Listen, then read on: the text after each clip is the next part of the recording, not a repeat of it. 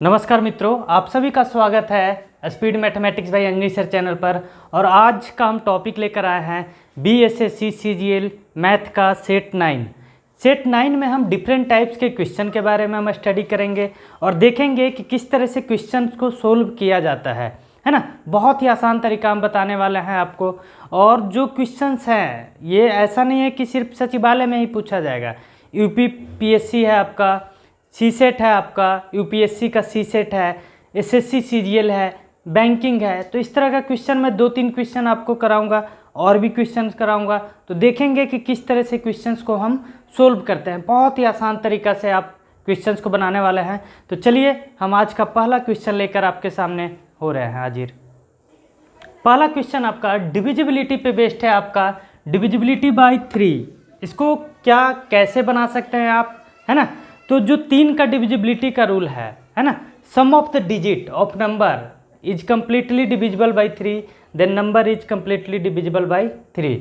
यदि संख्या के अंकों का योग 3 से कट जाए तो वो संख्या 3 से अवश्य ही विभाजित होगा, है ना।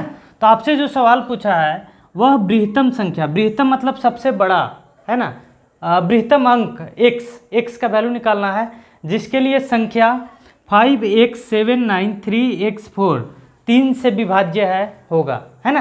तो आपको x का सबसे बड़ा से बड़ा वैल्यू निकालना है। तो देखिए सॉल्यूशन इसका 5 है, x है, 793x4, यही है आपका संख्या। ठीक है, हमने क्या बोला कि संख्या के अंकों का योग, sum of the digits of number.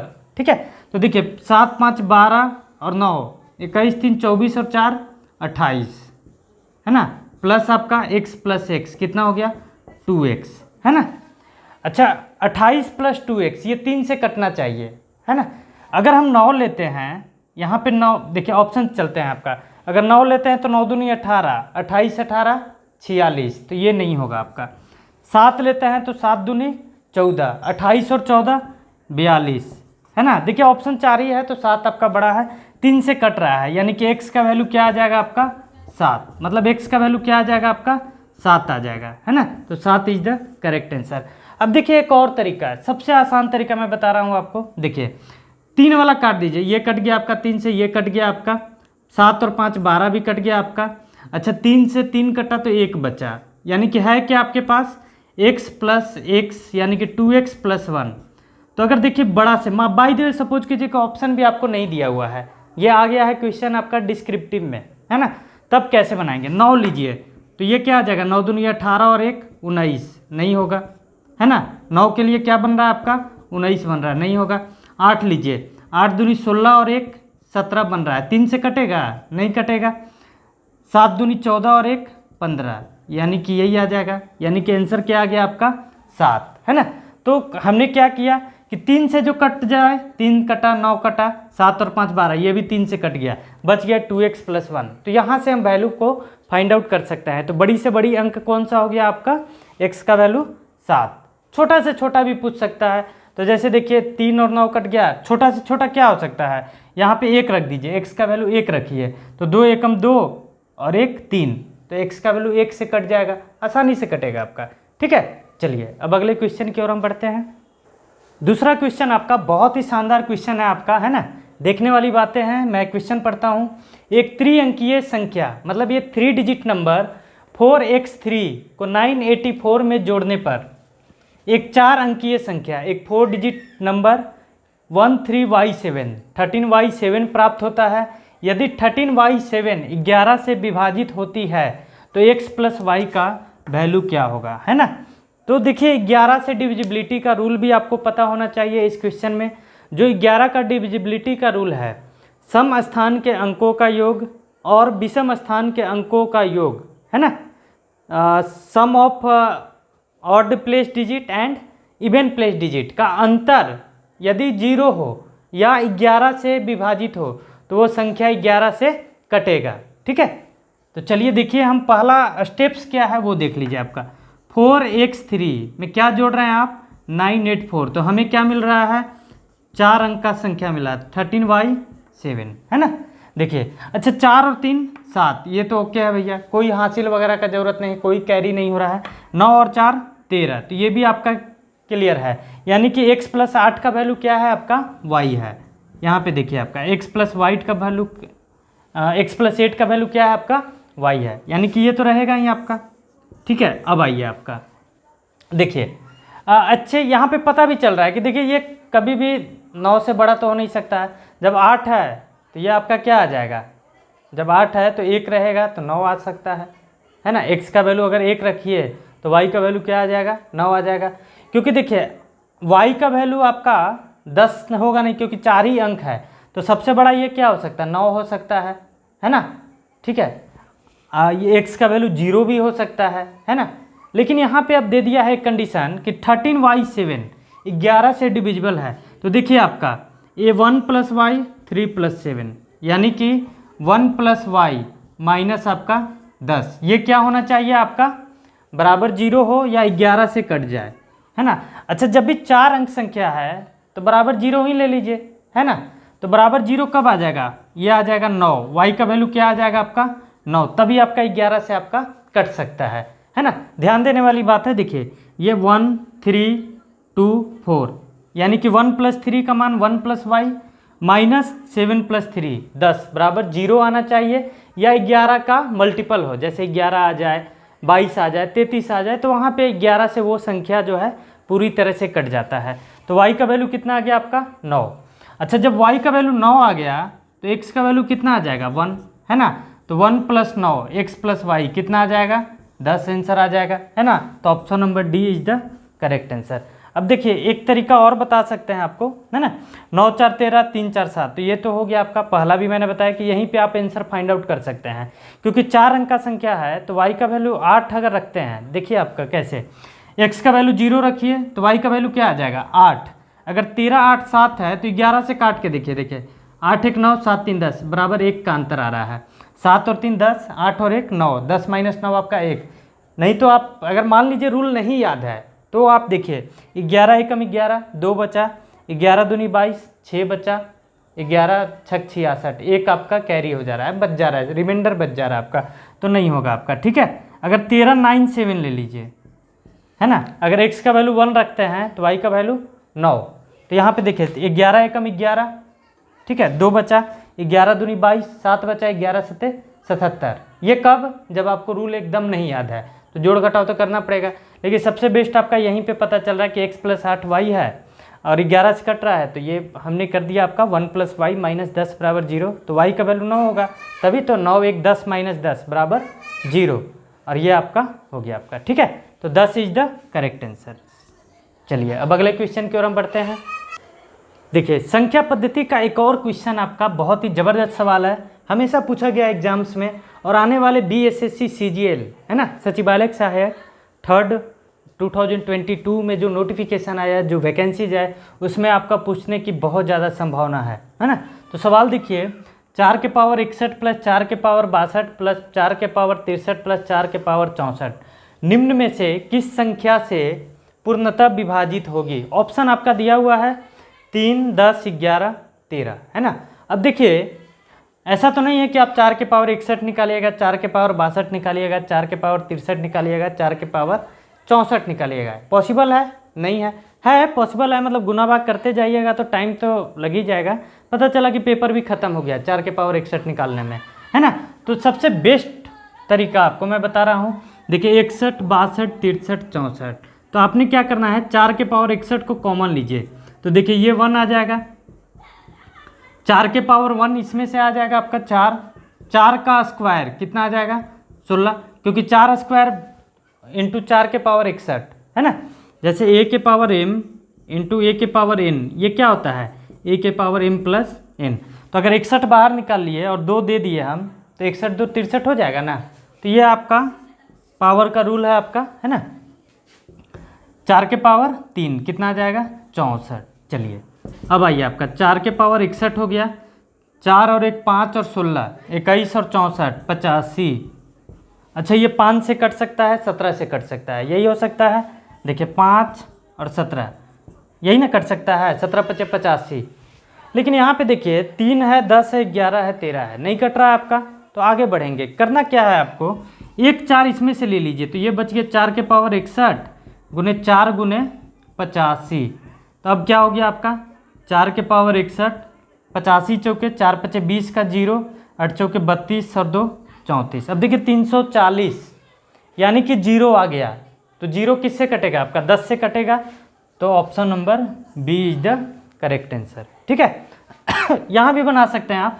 देखिए 5 और 17 ऑप्शन रहता 17 मार देते हैं हम, 5 रहता मार देते, 5 से भी कटेगा 17 से भी कटेगा, लेकिन according to option you have to choose the appropriate answer. ठीक है चलिए, तो हम देखेंगे यहाँ पे कि 5 आ गया तो 4 इसमें से ले लेंगे तो 5 के 20 यानी कि 0। तो यहीं पे आपका आंसर निकल जाएगा, आपको फर्दर आगे बढ़ने की ज़रूरत नहीं है, क्योंकि ये यूनिट डिजिट 5 और यहाँ से एक 4 लीजिए, 5 के 20 यानी कि 0 आ गया लास्ट में। डैट मीन्स कि वो संख्या किससे कटेगा आपका 10 से अवश्य ही कटेगा, है ना। तो option B is the correct answer. ठीक है चलिए अगला क्वेश्चन देखिए आपका, है ना। क्वेश्चन है आपका 50 का क्यूब प्लस माइनस 30 का क्यूब प्लस माइनस 20 का क्यूब बराबर वाट, है ना। तो देखिए एक तरीका तो जनरली लोग बोलते हैं कि 50 का क्यूब निकालिए, 30 का क्यूब निकालिए, 20 का क्यूब निकालिए, और जो आंसर आ रहा है उसको आप सिंप्लीफाई करके आंसर निकाल लीजिए, यही है आपका। लेकिन मैं एक तरीका बता रहा हूँ आपको। देखिए इफ़ ए क्यू, देखिए यहाँ पे कीजिए ए प्लस बी प्लस सी बराबर 0, देन यदि ए प्लस बी प्लस सी का वैल्यू अगर 0 हो तब जो होता है आपका a Q plus b Q plus c cube बराबर आपका 3ABC, ये आपका होता है आपका, है ना। तो देखिए आपका यहाँ पे देखिए ए का वैल्यू, इसको ए ले लेते हैं, इसको बी ले लेते हैं, इसको हम सी ले लेते हैं। तो यहाँ पे देखिए ए प्लस बी प्लस सी क्या आ जाएगा 50 माइनस 30 माइनस 20, क्योंकि बी की जगह क्या है -30 और सी की जगह क्या है -20। तो ये क्या आ जा रहा है आपका 0। 50 में से 30 गया 20, 20 में से 20 गया आपका 0। देन आपसे पूछा क्या है a Q plus b Q plus c cube, यही है ना। तो देखिए आपका 3ABC 3 गुने आंसर क्या आ जाएगा आपका 3 गुने 50 गुने -30 गुने आपका -20, 3ABC, है ना, अकॉर्डिंग टू दिस फॉर्मूला।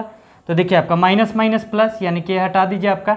देखिए 3 पचे 15 तिया 45 दूनी 90, 90 हो गया, 1 0 2 0 3 0, यानी कि आंसर कितना आ गया आपका 90,000 is the correct answer. Option number C, है ना। ऑप्शन था आपका 17,000, 15,000, 90,000 और 9 लाख। तो आंसर क्या आ गया आपका 90,000। जिनको नहीं पता तो वो क्या करते हैं 50 का क्यूब निकालते हैं। तो 50 का क्यूब कितना आ जाएगा आपका 5 का क्यूब 125, देखिए 1,25,000, है ना। चलिए ये तो आसान है तो निकल जाएगा। अच्छा 3 का क्यूब 27,000 तो -27,000। चलिए यहाँ से 2 का क्यूब 8, है ना, तो 8,000। तो देखिए 1,25 में से 27 गया तो कितना बच गया 98 में से 8 गया, तो ये कितना हो गया आपका 90,000। यहाँ से भी बन जाएगा आपका, लेकिन ये तरीका आपको पता होना चाहिए। रीजन क्योंकि देखिए ये तो निकालना आसान है ना।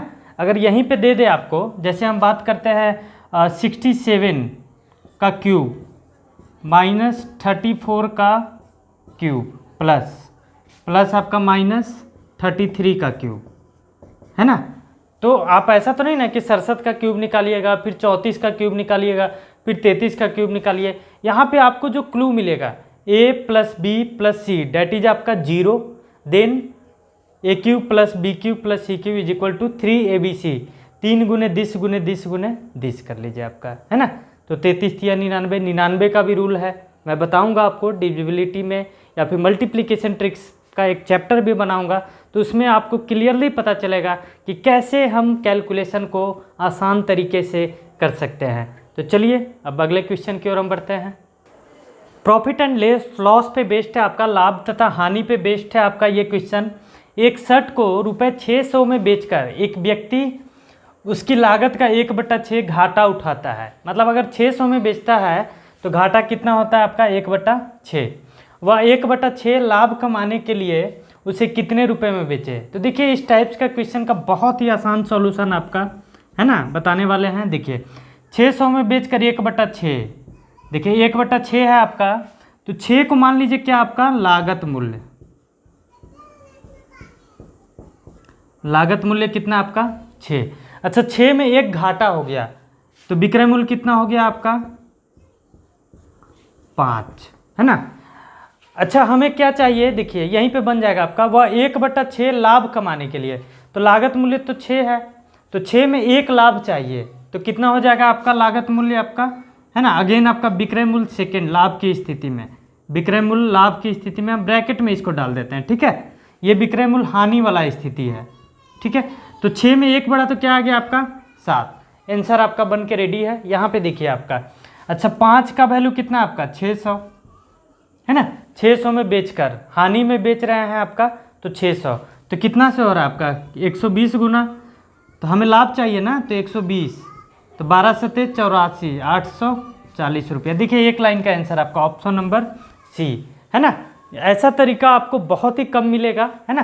तो देखने वाली बात है 6, 5, 7 हमने किया और ये आसानी से आंसर आपका बन चुका है। दूसरी बात कि अगर हम निकालते हैं 1/6 किए, है ना, तो लागत मूल्य का 1/6 घाटा, है ना। अगर बेसिक से बनाते हैं तो मान लीजिए x आपका क्या है लागत मूल्य है, आप इसी तरह से बनाएंगे ना, x आपका लागत है, x में x का 1/6 बराबर आपका 600, तो 6x माइनस x 5x बटा में 6 बराबर आपका 600, तो 5 से कटा आपका 120, तो x का वैल्यू कितना आ गया आपका 720, 12 छक 72, ये निकल गया आपका क्या लागत मूल्य, है ना, CP कॉस्ट प्राइस, ठीक है।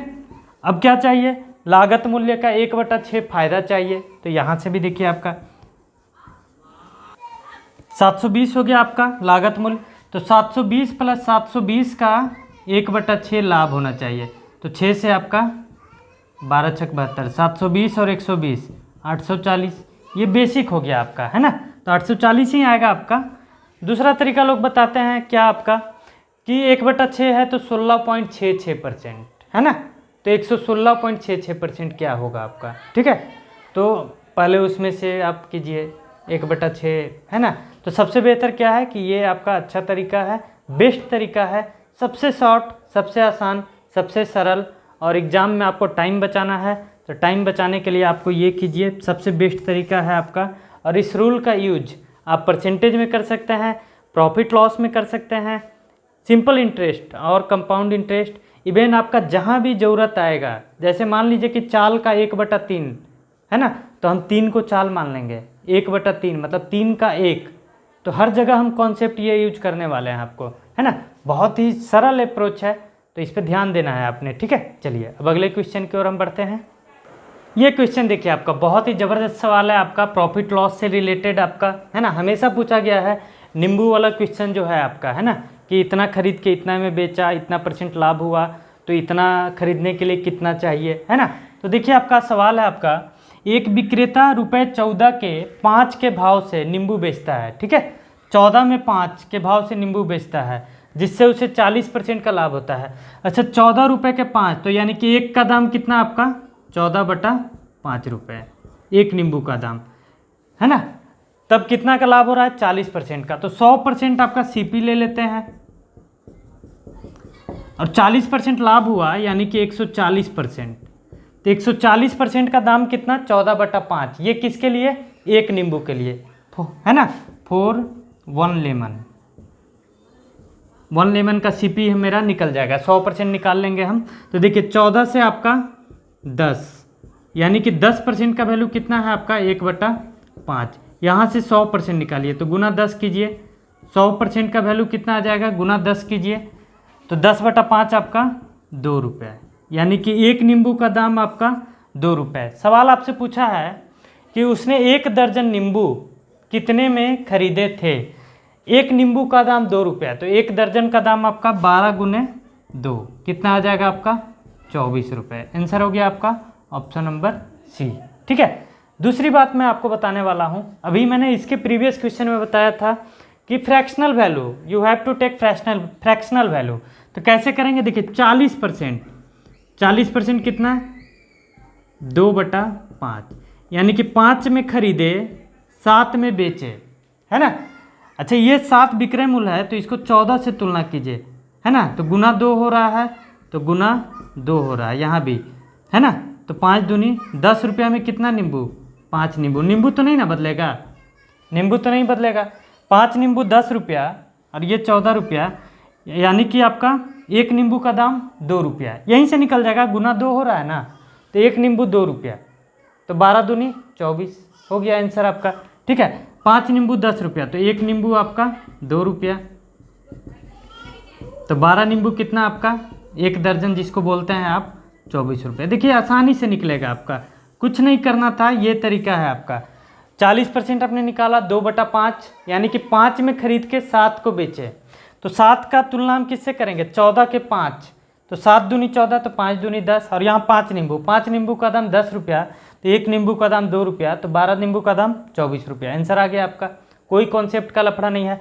यहाँ पे भी देखिए गुना 2 हो रहा है, 2 से गुना कर दीजिए, you have to find the answer. ठीक है, आपका आंसर निकल जाएगा, you would get your answer. ठीक है, चलिए अब अगले क्वेश्चन देखिए, आपका कंपाउंड इंटरेस्ट पे बेस्ड है आपका। बहुत लोग कहते हैं कि कंपाउंड इंटरेस्ट बड़ा ही टफ चैप्टर है, लेकिन बहुत ही आसान है आपका, है ना। देखिए सवाल, किसी मूल राशि पर 10% प्रति वर्ष की दर पर दूसरे वर्ष चक्रवृद्धि ब्याज 132 रुपया बना। ठीक है, दूसरे वर्ष का ब्याज दिया हुआ है, पहले वर्ष का आपको कोई अता पता नहीं है, यानी कि दूसरे वर्ष से ही आपका कुछ भी हो सकता है। बेस ऑफ द कैलकुलेशन क्या होगा आपका, सेकेंड ईयर, है ना।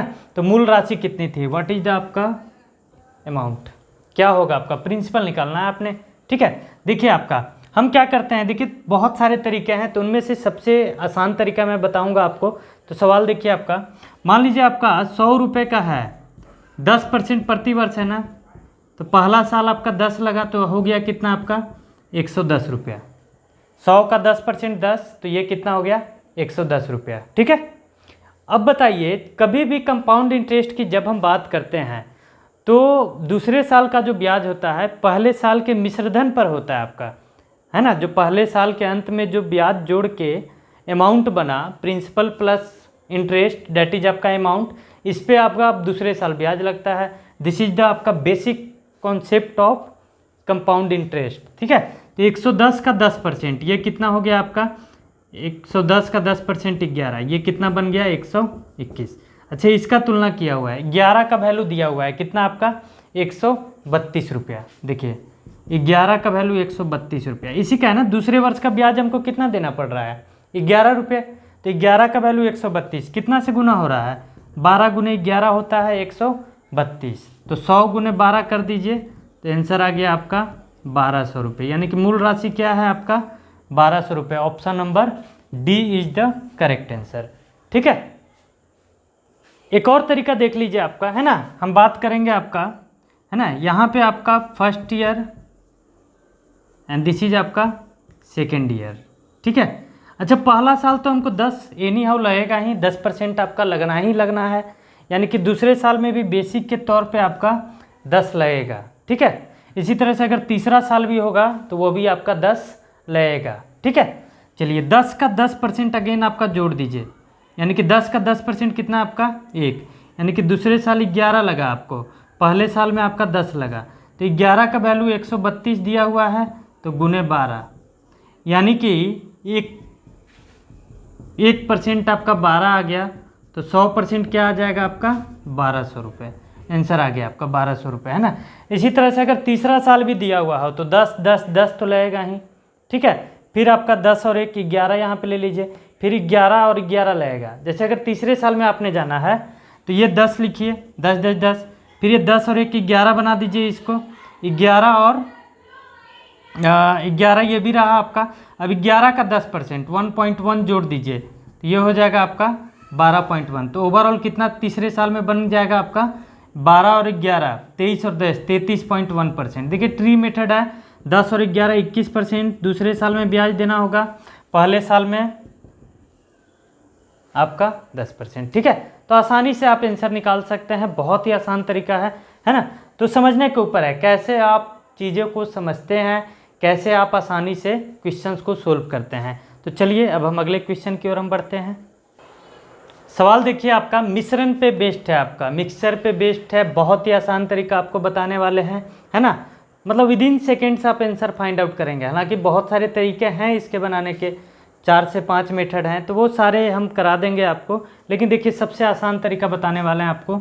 20 लीटर मिश्रण में 60% एल्कोहल है, कितना लीटर पानी मिलाया जाए और पानी मिलाया जाए कि प्राप्त मिश्रण में 30% एल्कोहल हो जाए। तो देखिए जब भी इस टाइप्स का क्वेश्चन हो, है ना, आपने देखा कि इतना मिश्रण है, अगर एल्कोहल मिलाना है पानी पे वर्क कीजिए, पानी मिलाना है तो एल्कोहल पे वर्क कीजिए, है ना। इसी तरह से दूध और पानी का मिश्रण हो तो अगर दूध मिलाना है तो पानी पे वर्क करेंगे और पानी मिलाना है तो दूध पे वर्क करेंगे। तो कौन सा वर्क करेंगे? तो देखिए सबसे आसान आपका पानी मिलाना है ना, तो एल्कोहल पे वर्क कीजिए। तो एल्कोहल कितना है? 60 है, यहाँ लिख दीजिए 60। ठीक है, देखिए आसान तरीका। कितना है? 30। इसको -1 कर दीजिए और टोटल से गुना कर दीजिए, आंसर आपका आ गया कि कितना पानी मिलाना है। ठीक है, देखिए एक बार और समझ लीजिए। पानी मिलाना है तो एल्कोहल पे काम कीजिए, एल्कोहल मिलाना है तो पानी पे काम कीजिए। हमें क्या मिलाना है? पानी मिलाना है, तो एल्कोहल पे काम करना है अपने। काम कौन सा? ये वाला, है ना।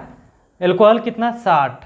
अब कितना? 30। -1 कर दीजिए। देखिए 1 0 से 1 0 और यह आपका 3 से 2, है ना। तो 20 × 2 - 1 आपका 1। कितना लीटर? 20 लीटर। आंसर हो गया आपका। देखिए दूसरा तरीका भी मैं आपको बता रहा हूँ, देख लीजिए, वहाँ से भी वही आंसर आएगा। सबसे आसान तरीका मैं बताया हूँ आपको। चलिए देख लीजिए दूसरा तरीका। दूसरा तरीका देख लीजिए, है ना। आपको लगता होगा कि वो तरीका आपका सक्सेसिव है कि नहीं है, सक्सेस करेगा कि नहीं करेगा, लेकिन मैं भरोसा दिलाता हूँ आपको, हर क्वेश्चन में, इस टाइप्स का हर क्वेश्चन में वो तरीका आपका वैलिड करेगा और ये मेरी गारंटी है। और अब देखिए जो आप जानते हैं उसका भी मैं बता देता हूँ आपको। देखिए एल्कोहल और पानी है तो आपने यही करना है, एल्कोहल और पानी, यही लिखते हैं आप ना। ठीक है, एल्कोहल 60%, तो ये कितना आपका? 40%। तो 3 और 2 का रेशियो मेथड बनाते हैं आप लोग। ठीक है, चलिए अब कितना? 30% अगर एल्कोहल है तो 70% पानी, यानी कि कितना हो जाएगा? 3 और 7। आपने मिलाना क्या है? पानी को मिलाना है, तो डेट मीन्स कि एल्कोहल बराबर रहेगा। ऑलरेडी एल्कोहल बराबर है 3 और 3।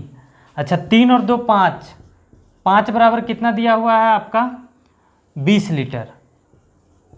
20 लीटर है 5 बराबर, तो 1 बराबर आपका 4 लीटर। ठीक है, अच्छा 2 से 7 बढ़ा, पानी कितना बढ़ गया आपका? 2 से 7 बढ़ा, यानी कि 5 बढ़ा, तो 5 बराबर फिर से आपका 20 लीटर, या 1 बराबर 4 है तो 5 बराबर 20 लीटर। देखिए आंसर आ गया ना आपका, 20 लीटर आ गया आपका। ठीक है, एक और तरीका देख लीजिए आपका, है ना। 20 लीटर टोटल मिश्रण है, उसका 60% एल्कोहल है और मिलाना क्या है? पानी, यानी कि पानी ही बढ़ सकता है, एल्कोहल तो बराबर रहेगा। तो चलिए 20 का 60%, एल्कोहल कितना है आपका? 20 का 60% बराबर। अच्छा जब हम पानी मिला दिए, पहले 20 लीटर मिश्रण था, तो मान लीजिए कि x लीटर आपने पानी मिलाया है, तो 20 + x हो गया, का एल्कोहल कितना? 30%। तो देखिए 30 से आपका 2, तो 20 दूनी कितना आपका? 40। 40 बराबर आपका 20 + x, है ना। ये आपका हो जाएगा x बराबर 40 - 20, 20 लीटर। ठीक है, आंसर हो गया आपका 20 लीटर। कहीं से कोई दिक्कत नहीं होगा आपका। और चलिए आज का सेशन हम यहीं पे समाप्त करते हैं और उम्मीद करते हैं कि आपको वीडियो पसंद आया होगा और जो तरीके मैंने बताए हैं उस पर वर्क कीजिए आप, डेफिनेटली एग्ज़ाम में आपको फ़ायदा पहुंचेगा। और एनीवे अगर नहीं समझ में आया हो तो आप मैसेज करें, कमेंट करें और वहां से आपको मैं क्लियरली बताऊंगा, एक वीडियो बनाऊंगा उसके ऊपर। जो भी आपके प्रॉब्लम्स आते हैं आप प्रॉब्लम को ड्रॉप कीजिए और वहाँ से मैं प्रॉब्लम को पिकअप करके आपके लिए सॉल्यूशन उपलब्ध कराऊंगा। एंड चलिए तो हम यहीं पे समाप्त करते हैं आज। Thank you so much. और प्लीज़ वीडियो को आप शेयर करें, लोगों तक पहुँचाएँ, ताकि सबका भला हो और साथ ही साथ मेरा भी भला हो। ठीक है, चलिए good night, thank you so much.